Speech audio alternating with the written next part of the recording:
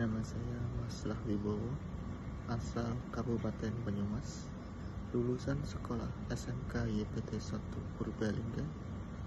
Saya telah bekerja sebagai engineering di Mall Balai Kota Tangerang, Banten, yang mana telah mengikuti pelatihan mechanical, electrical, plumbing, HVAC bersama PT Mino Karya Sejati. Kita lanjut pelatihan mengenai bagaimana kita langkah-langkah membuat sumur bor tanah. Ya, di sini kita melakukan namanya geolistrik. Ya, peralatan yang kita perlukan bisa kita perhatikan.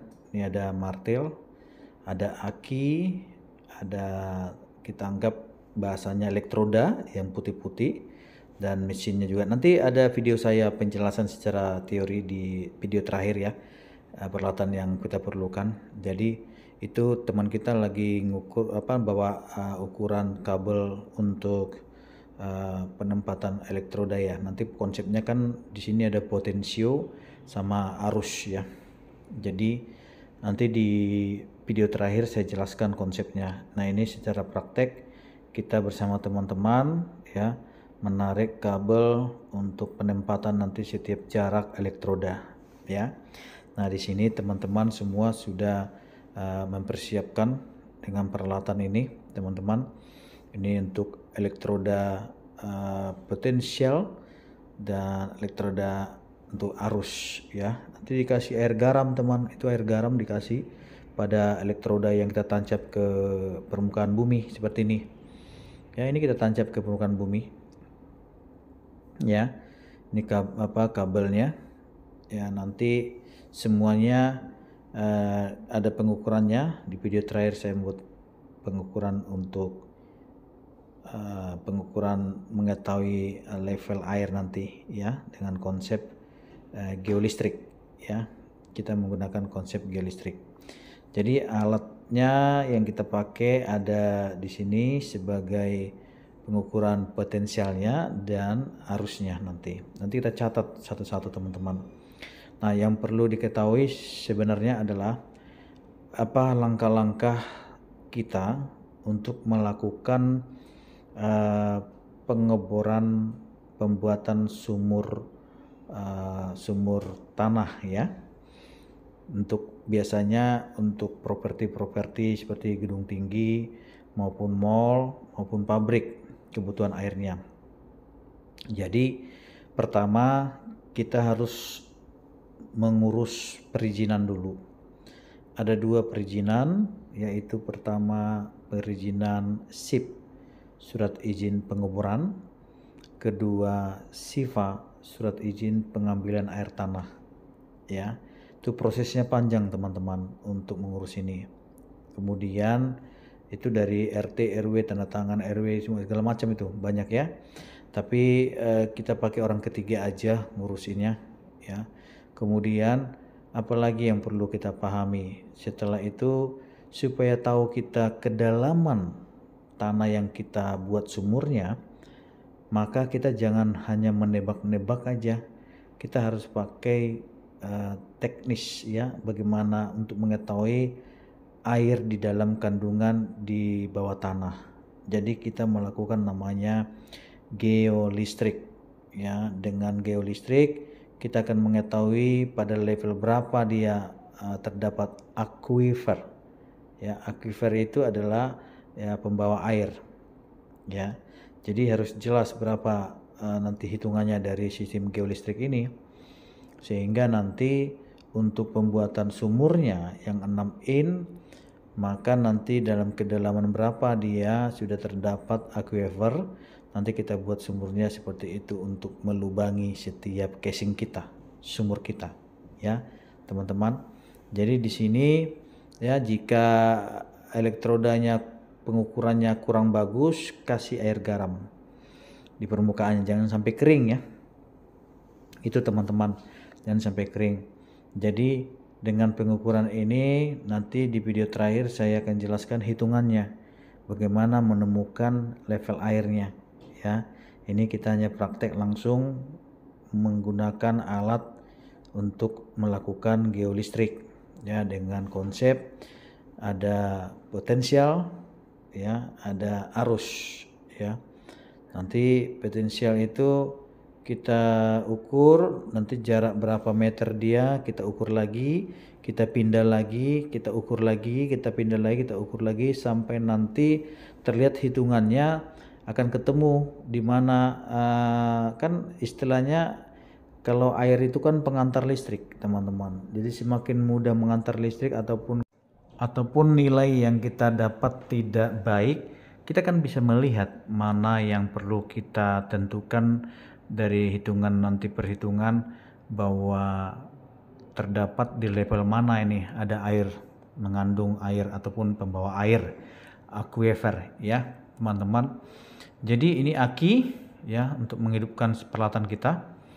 Nanti di video terakhir nanti silakan tonton juga video saya, akan jelaskan konsep-konsepnya semuanya. Ya, di sini bisa kita lihat peralatannya teman-teman, mana yang potensial, mana yang arus. Jadi konsep di pembuatan sumur bor, jika kita sudah mengetahui untuk sudah kedalaman berapa ini ada air, mengandung air, maka dengan data geolistrik ini kita akan melakukan pengeboran apakah di 150 meter, apakah di 120 meter. Kita anggaplah tadi data kita nanti ini teman-teman bisa melihat sendiri, datanya adalah sekitar 120 meter. Dari 50 sampai 120 meter ada mengandung aquifer. Berarti kita akan buat konsep sumurnya seperti itu, ya, sampai nanti kita akan buat kerikil-kerikil, ya, kerikil-kerikil untuk penahan sisi yang misalkan dari casing 6 in ke 4 in misalkan. Berarti yang 4 in ini sisinya supaya sesuai dengan 6 in, kita pasang batu-batu kerikil untuk pemadatan di sisi struktur tanahnya, sehingga nanti tidak ada longsor teman-teman ketika air terserap semua. Nanti jangan sampai longsor, tanah jadi sering masuk lagi ke dalam sumur, maka airnya akan jadi keruh. Nah, permasalahannya seperti itu, ya. Jadi teman-teman harus melakukan geolistrik supaya tahu level airnya. Kemudian setelah itu kita harus kasih konsep sumur tanahnya yang standar, ya, dengan menggunakan casing 6 in, ya, terserah teman-teman. Teman-teman bisa menggunakan casingnya terbuat dari pipa galvanis atau black steel atau juga dari PVC, nggak ada masalah sama saya, semua ada positif negatifnya, ya. Tapi untuk budget lebih murah pasti PVC teman-teman, ya. Terus saya melihat PVC juga terhadap tanah, ya, kalau bisikan terhadap tanah korosi, berkarat, ya, bisa merusak. Nah, ini angka-angka yang dicatat, ya, setiap yang dicatat untuk potensialnya berapa. Yang sebelah kiri itu potensial, ya, yang sebelah kanan arusnya berapa. Nanti setiap itu dipindahin, elektrodanya pindahin. Nah, itu pindah, ya, elektroda pindah, paku dimartil lagi, setelah dimartil pindah lagi, yang sana pun pindah, dimartil lagi. Nanti copot lagi teman-teman, kalau diukur catat, ya, udah pas sampai nanti kandungannya harus basah, ya. Kalau kering dia nilainya rendah, jadi harus nilainya tinggi, baru kita catat nih, ya. Kita hold, nanti tekan hold di sini, keluar angka sebenarnya dia, kita catat di buku checklistan kita. Nanti buku checklistan ini aplikasinya kita masukkan ke aplikasi komputer dan hasilnya akan ketahuan, ya, semuanya. Ini hitung-hitungannya ada. Nah, dicatat, ya, dan kemudian potensialnya catat dan arusnya dicatat. Nanti dihitung, dapat nilainya. Nah, nilainya ini akan kita masukkan ke rumus kita untuk menentukan level airnya secara geolistrik, teman-teman. Ya, nanti kalau udah selesai juga nanti copot lagi itu, pindah lagi jaraknya berapa. Ya, jaraknya ada ditentukan di sini, teman-teman. Jadi sama seperti itu konsepnya. Kalau kita jadi pindah lagi, cabut, ya kan, dicabut, pindah lagi, ya, ke sebelah kanan, ya. Nanti juga begitu, sebelah kiri pun pindah juga, ya.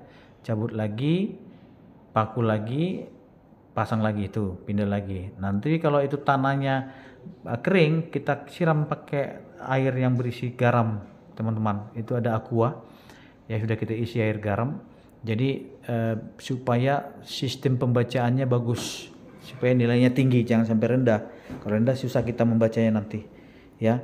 Jadi teman-teman bisa belajar konsep pembuatan sumur tanah ya, jangan sampai gagal teman-teman. Banyak orang kegagalan karena tidak mengerti langkah-langkahnya bekerjanya. Nah, ini secara detail saya jelaskan. Nanti juga di video terakhir juga saya jelaskan bagaimana konsep-konsep orang untuk melakukan geolistrik ya. Ini peralatannya teman-teman ya. Kita setting, sudah nanti nilainya tinggi, kita hot ya, kita hot, maka akan kelihatan dia berapa potensialnya dan berapa ampernya.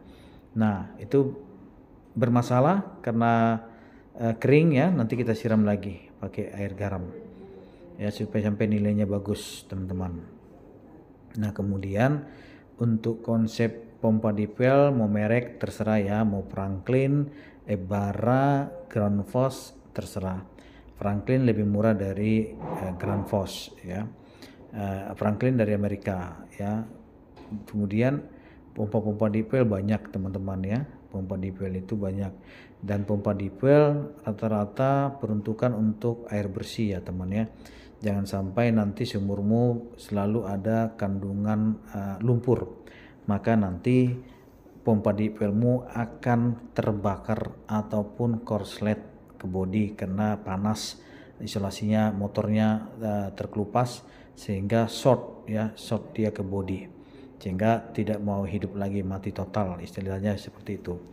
Jadi untuk deep well, pompa deep well itu harus standar air bersih yang disuplai. Jangan sampai airnya keruh seperti lumpur. Bisa saja bertahan, tetapi dia tidak akan bertahan lama ya. Itu diperhatikan juga sama teman-teman. Kemudian untuk konsep perawatannya, kita harus nanti ketika pembuatan sumur tanah nanti kasih manhole teman-teman ya. Manhole untuk perawatannya, untuk mencatatnya juga. Nanti kan di situ ada meteran airnya ya, kasih meteran air. Kemudian nanti kita kasih di situ ya sistem valve buka tutup ya, untuk kita mau mengalirkan atau tidak gitu ya. Nanti deep well ini bekerja secara WLC. Teman-teman sudah saya ajarin konsep kerja WLC, water level control. Jadi gunakan ilmu itu untuk menghidupkan, mematikan pompa deep well dengan sistem WLC ya, dengan elektroda ya, nanti radar untuk menghidupkan saat volume air kosong, mematikan saat volume air penuh ya, seperti itu. Nah, kembali lagi kita teman-teman di geolistrik. Geolistrik ini sangat saya sarankan langkah-langkah ketika kita mau membuat sumur tanah. Pertama, kita harus mengurus perizinannya. Perizinan yang pertama adalah namanya SIP, surat izin pengeboran. Kemudian kita ada SIFA, surat izin pengambilan air tanah ya.